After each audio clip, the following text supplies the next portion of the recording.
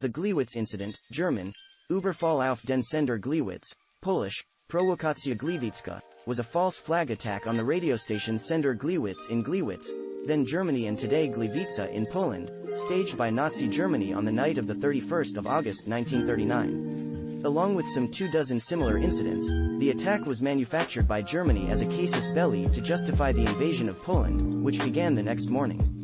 The attackers posed as Polish nationals. During his declaration of war, Hitler did not mention the Gleiwitz incident but grouped all provocations staged by the SS as an alleged Polish assault on Germany. The Gleiwitz incident is the best-known action of Operation Himmler, a series of special operations undertaken by the Schutzstaffel, SS, to serve German propaganda at the outbreak of war. The operation was intended to create the appearance of a Polish aggression against Germany in order to justify the invasion of Poland. Manufactured evidence for the Gleiwitz attack by the SS was provided by the German SS officer, Alfred Najox, in 1945. Events at Gleiwitz. Much of what is known about the Gleiwitz incident comes from the affidavit of SS Sturmbannführer Alfred Najox at the Nuremberg trials. In his testimony, he stated that he organized the incident under orders from Reinhard Heydrich and Heinrich Müller, chief of the Gestapo.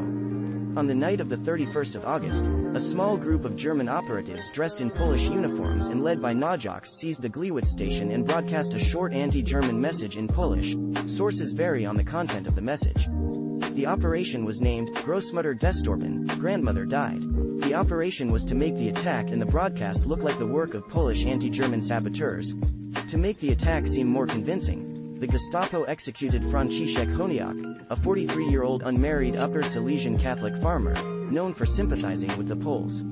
He had been arrested the previous day by the Gestapo and dressed to look like a saboteur, then rendered unconscious by an injection of drugs, then killed by gunshot wounds. Honiak was left dead at the scene so that he appeared to have been killed while attacking the station. His corpse was then presented to the police and press as proof of the attack. Several prisoners from the Dachau concentration camp were drugged, shot dead on the site and their faces disfigured to make identification impossible. The Germans referred to them by the code phrase, Konserve, canned goods. Some sources incorrectly refer to the incident as Operation Canned Goods. In an oral testimony at the trials, Erwin von Lahausen stated that his division of the Abwehr was one of two that were given the task of providing Polish army uniforms, equipment and identification cards. He was later told by Wilhelm Canaris that people from concentration camps had been disguised in these uniforms in order to attack the radio stations. Oskar Schindler, who later is credited with saving the lives of 1,200 Jews during the Holocaust, played a role in supplying the Polish uniforms and weapons used in the operation as an agent for the Abwehr.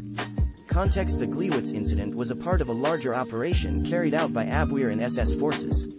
Other orchestrated incidents were conducted along the Polish-German border at the same time as the Gleiwitz attack, such as a house burning in the Polish corridor and spurious propaganda.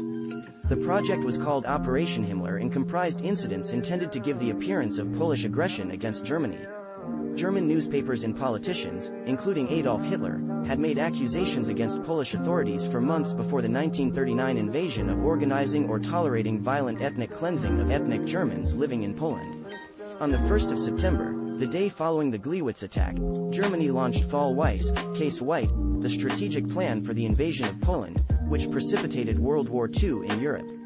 Hitler cited the border incidents in a speech in the Reichstag on the same day, with 3 of them called very serious, as justification for his invasion of Poland. Hitler had told his generals on the 22nd of August, "I will provide a propagandistic casus belli. Its credibility doesn't matter. The victor will not be asked whether he told the truth." International reactions: American correspondents were summoned to the scene the next day, but no neutral parties were allowed to investigate the incident in detail, and the international public was skeptical of the German version of the incident. In popular culture, there have been several adaptations of the incident in cinema. Der Fall Gleiwitz, 1961, directed by Gerhard Klein for DEFA Studios. The Gleiwitz Case, English subtitles, is an East German film that reconstructs the events. Operation Himmler, 1979, is a Polish film that covers the events. Both Die Blechtrommel, 1979, directed by Volker Schlondorf. And Hitler's SS, Portrait in Evil, 1985, directed by Jim Goddard, briefly include the incident. It was also mentioned in a video game, codename Panzers, 2004, which stirred up some controversy in Poland, where the game was briefly discussed in Polish media as anti-Polish falsification of history, before the issue was cleared up as a case of poor reporting. See also 1939 in Poland 1939 Tarnow rail station bomb attack Jablunkov incident Mukden incident, a similar false flag operation that started the Japanese invasion of Manchuria Nazi crimes against the Polish nation Operation Grief shelling of Manila, a similar false flag operation that started the Soviet invasion of Finland. References further reading John Toland, Adolf Hitler. The Definitive Biography, ISBN 0-385-42053-6. Dennis Whitehead, The Gleiwitz Incident, After the Battle Magazine No. 142, March 2009, Stanley S. Seidner, Marshal Edward Smigly Rides and the Defense of Poland, New York, 1978.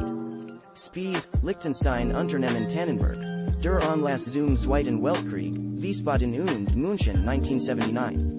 Polak Springer, Peter, April 2013. Jammin' with Karlik, The German-Polish Radio War, and the Gleiwitz Provocation, 1925 to 1939. European History Quarterly, Sage Pub, 43, 279 to 300.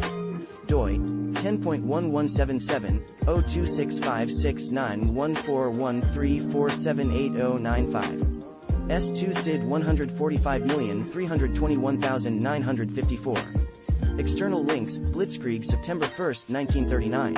A New Kind of Warfare engulfs Poland. Time: the 28th of August 1989. Archived from the original on the 13th of April 2008.